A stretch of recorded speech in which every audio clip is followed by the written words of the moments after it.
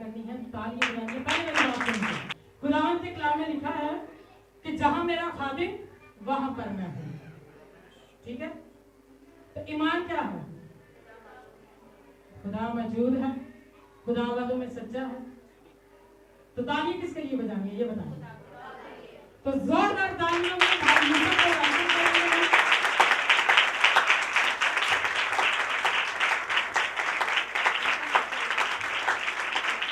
यीशु मसीह के जिंदा और जलाली बाबरकत और खूबसूरत नाम में तमाम कलीसिया की सलामती हो। सो मेरे अजीज बहन भाइयों, जीसस ग्लोबल हब मिनिस्ट्री और चर्च की खिदमत का काम मैं लाहौर जहानाबाद से लेकर दूर दराज गांव देहात और जितने भी एरियाज आते हैं वहाँ पर हम जगह पे जगह जाकर खुदावंद की खिदमत का काम करते हैं। और ये सब यहाँ पर तमाम कलीसिया और पास्टर इम्तियाज साहब की बैक सपोर्ट दुआओं का नतीजा है कि खुदावंद हमें पंजाब, लाहौर, जहानाबाद से लेकर और कसूर से आउट दूसरी जगह पर भी इस्तेमाल करता है। और आप सबकी बैक सपोर्ट दुआओं के लिए भी खुदा के बाद मैं आप सबका शुक्रिया अदा करता हूँ। आमीन। सो कलाम खुदा की तरफ जाने से पहले मैं चाहता हूँ कि मेरी जिंदगी में जो मेरे खुदा ने, लश्करों के खुदा ने, रब्बुल फाज ने अजीब और जलाली काम किए हैं, मैं उनका बयान अपनी जीसस ग्लोबल हब मिनिस्ट्री के साथ और अपनी कलीसिया के साथ उस गवाही को शेयर करना चाहता हूं, ताकि इस गवाही के सबब से खुदावंद आप सबका ईमान मजबूत करे। तो गवाही शेयर करने से पहले मैं अपना नाम का तारुफ भी करवाना चाहता हूं कि मेरा नाम पास्टर यूसुफ हुसैन है। सो गवाही कुछ इस तरह से है कि मेरे पित्ते के अंदर पथरी थी। आज से 6 महीने पहले तो मैं हॉस्पिटल में गया।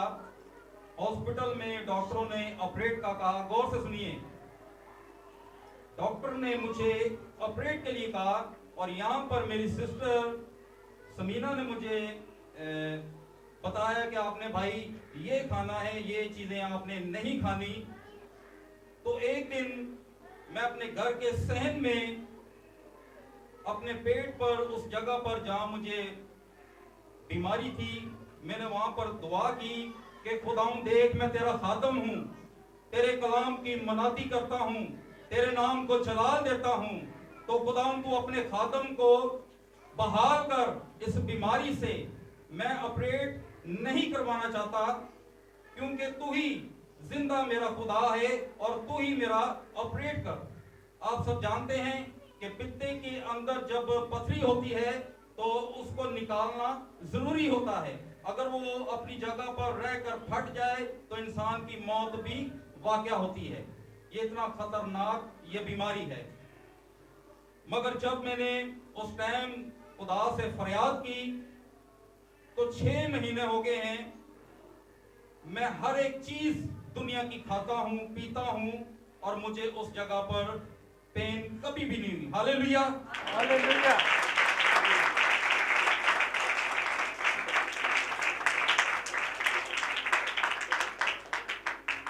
और दूसरी गवाही कल शाम की है। मैं अपनी वालदा की आप सबसे गवाही को शेयरिंग करना चाहता हूं कि कल शाम को उसको दिल का अटैक हुआ था। मैं और मेरा भाई परेशानी की हालत में जब उसको कोडियो में लेकर गए, यहाँ पर दिल का जो हॉस्पिटल है वहां लेकर पहुंचे, तो वहां पर उसकी बहुत ही सीरियस हालत हो रही थी।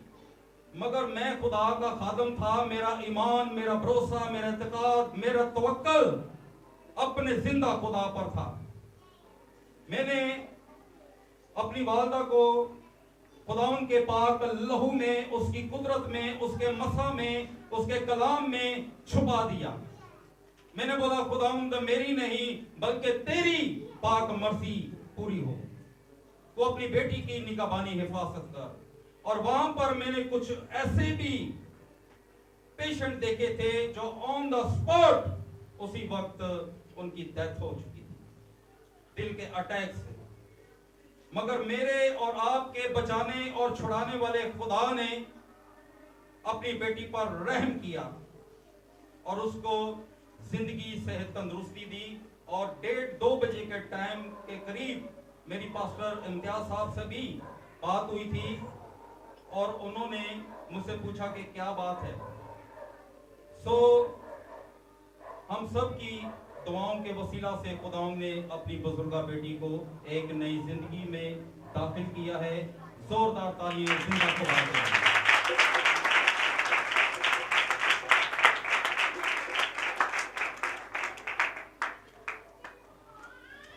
आइए हम सब चलते हैं खुदावंद के पाक कलाम की तरफ, जिंदा कलाम की तरफ। और मेरा टॉपिक है नूर से, यानी कि रोशनी से। यूहन्ना की मार्फत लिखी हुई अंजील, उसका पहला बाब और उसकी 4 आयात से हम कलामे खुदा में आगे बढ़ेंगे।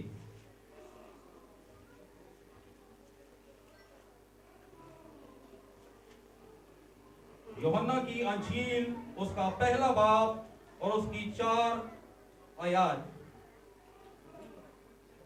कलामे खुदा में यूं लिखा है, उसमें जिंदगी थी और वो जिंदगी आदमियों का नूर थी।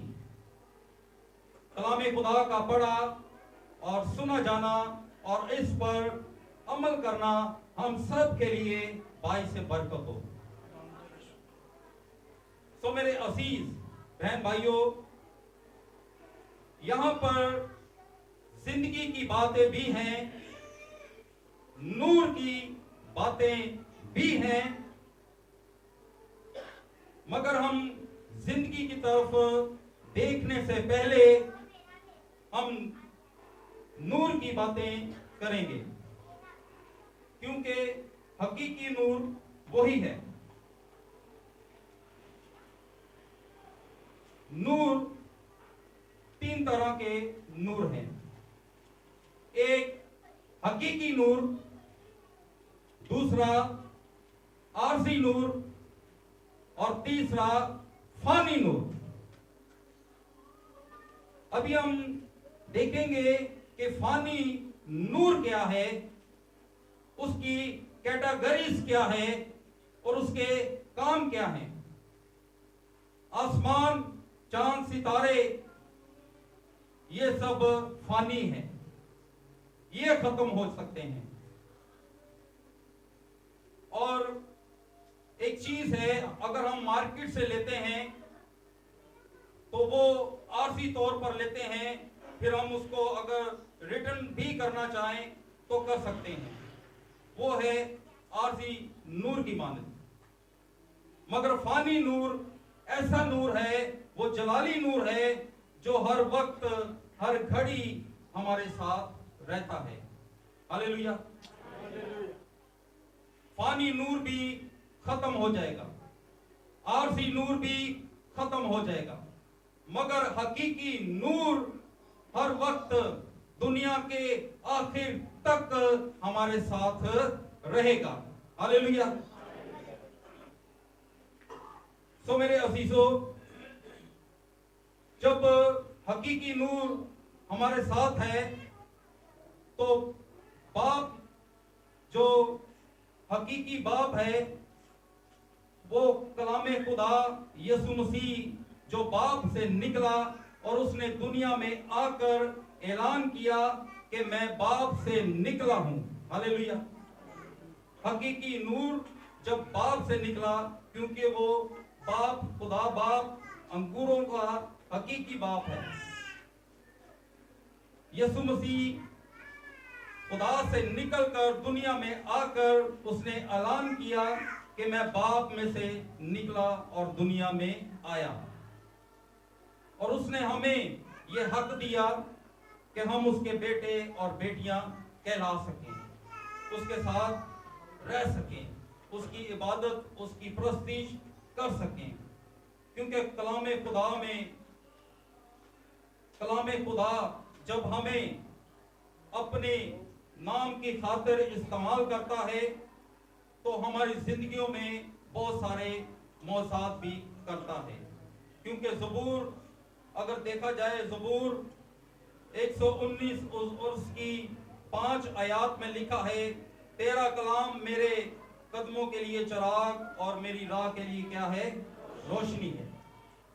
नूर क्या है? रोशनी का काम करता है। अगर हम इस वक्त खुदा की पाक हजूरी में मौजूद हैं तो इसका मतलब है कि हम नूर के तालिब हैं, हम नूर के साथ चल रहे हैं, हम आरसी नूर के साथ नहीं हैं, हम फानी नूर के साथ हमारा ताल्लुक नहीं है। सो मेरे अजीजों, इसी तरह अगर हम पैदाइश और उसकी पहली आयत और उसकी पैदाइश पहला बाब और उसकी 2 आयात से लेकर 4 आयात तक अगर हम गौर करें तो खुदा बाप वहां पर लिखा है, और जमीन वीरान और सुनसान थी और गहराओं के ऊपर अंधेरा था, और खुदा की रूह पानी की सतह पर जुम्बश करती थी। हालेलुया। अब खुदा बाप जमीन आसमान बनने से पहले, हर एक चीज बनने से पहले, खुदा का पाक रूह कहां पर जुम्बश करता था? पानी की सतह पर। वहां पर तारीकी थी, वहां पर नूर नहीं था, मगर खुदा ने पूरी जब वहां का विजिट किया, खुदा देख रहा था कि यहां पर तारीकी है, नूर नहीं है, रोशनी नहीं है, तो खुदावंद ने कहा रोशनी हो जा। तो वहां पर क्या हुआ? दिन को दिन कहा गया और रात को रात कही गई। जब मेरे और आपके बनाने वाले खालिक और मालिक ने यह फैसला कर लिया कि तारीकी से जो है वो नूर, रोशनी अच्छी है, तो उसने नूर को, रोशनी को हम सब के लिए बनाया। हालेलुया। तो मेरे अजीजों, इसी तरह हम जितने भी खुदावंद के साथ मुखलिस होकर चलते हैं, इसका मतलब है कि हम नूर के तालिब हैं। मैंने कुछ जगह पर जब कलाम की बातों को सुनाते सुनाते मैंने किसी 2-3 कलीसियाओं से पूछा, क्या आप सब तैयार हैं या तैयारी कर रहे हैं कि हम खुदावंद के साथ जा सकते हैं? तो कुछ ने बताया कि हम अभी तैयारी कर रहे हैं। किसी ने ये नहीं कहा कि हम बिल्कुल रेडी हैं नूर के साथ। जब नूर यीशु मसीह इस दुनिया में आए तो हमें खाली ना पाए, हम उसके साथ जाने वाले हों। मगर मैं आपको बताता चलूं, अगर आप तैयारी में ही लगे रहेंगे, तैयार नहीं होंगे, तो आप हकीकी नूर के साथ आसमान की बादशाही में जा नहीं सकते। क्योंकि हमारा तैयार होना अब इस वक्त, इस घड़ी में बहुत ज्यादा जरूरी है। सो हमें कलामे खुदा में इमाल 8 बाब से लेकर 9 बाब तक अगर हम उसका 2 हवालों को स्टडी करें, देखें, तो वहां पर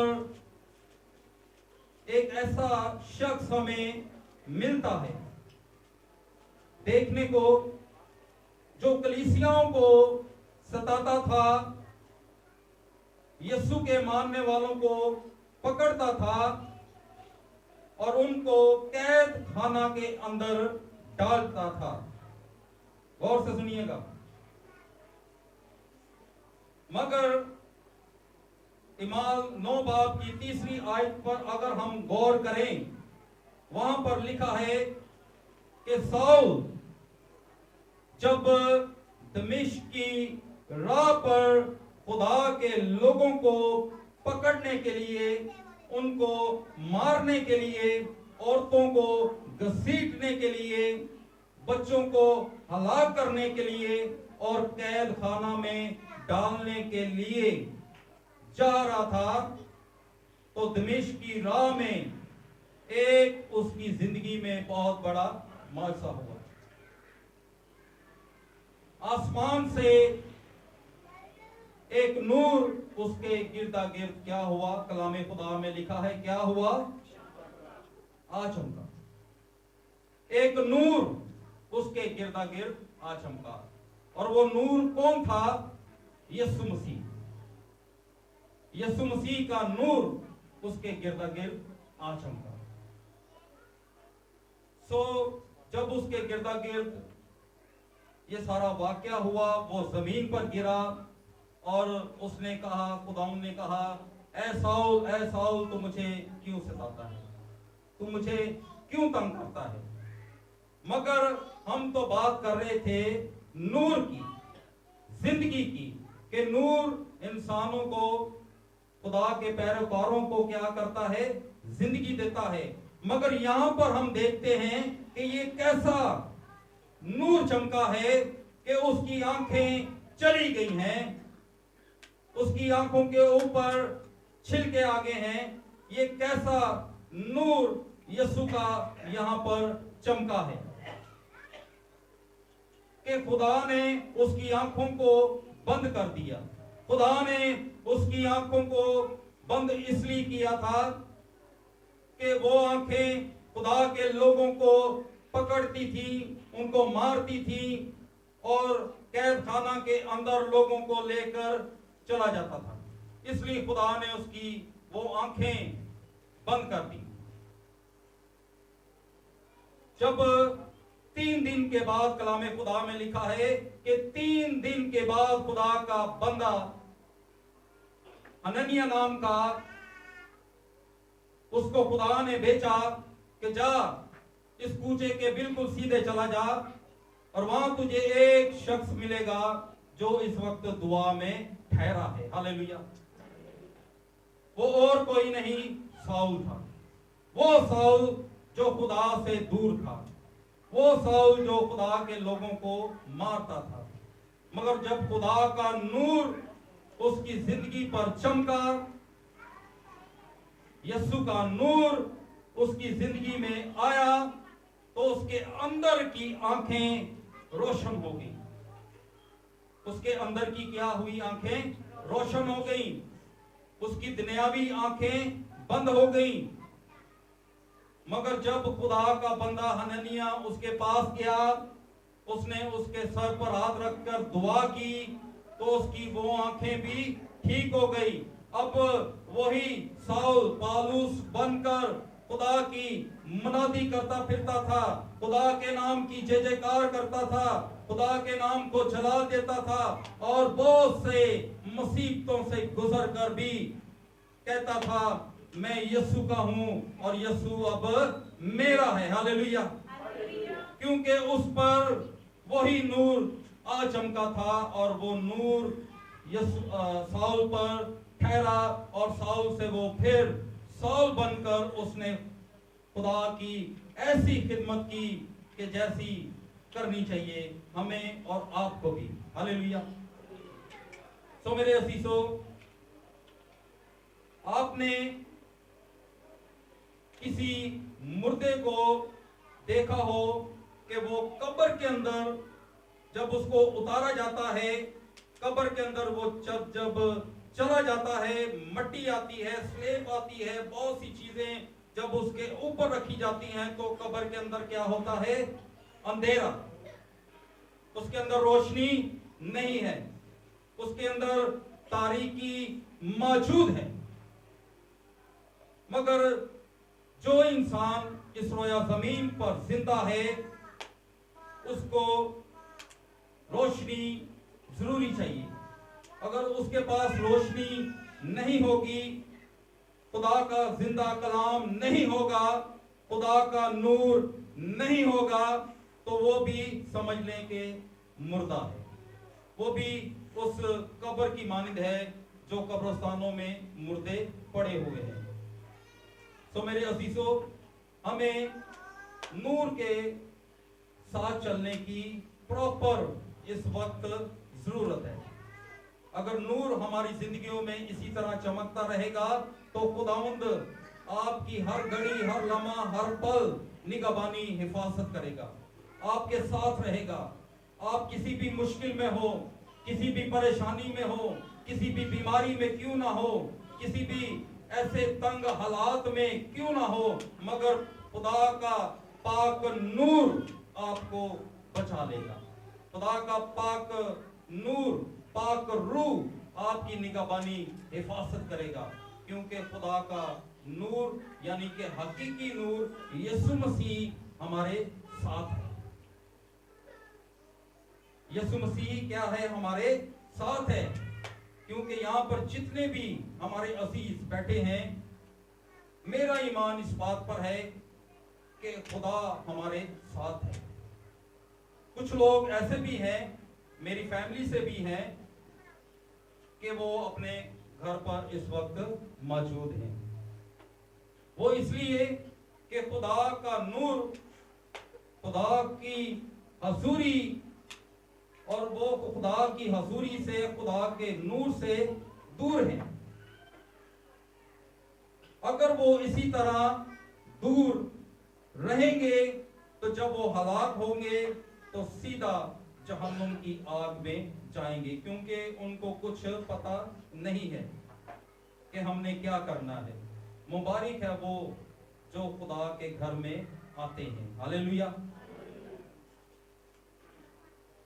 अक्सर कुछ चीजें मैं आपसे बयान करना चाहता हूं कि अक्सर तारीकी के हवाले से, कि अक्सर ऐसा भी होता है जो लोग खुदा से दूर हैं, शाम को जब वो आते हैं, शराब पीते हैं, नशा करते हैं, बुरी सोबतों में बैठते हैं, और ये सब के सब अबलीस के काम होते हैं, क्योंकि अबलीस तारीकी को पसंद करता है, और नूर जो हकीकी नूर है वो खुदा के लोगों के साथ रहता है।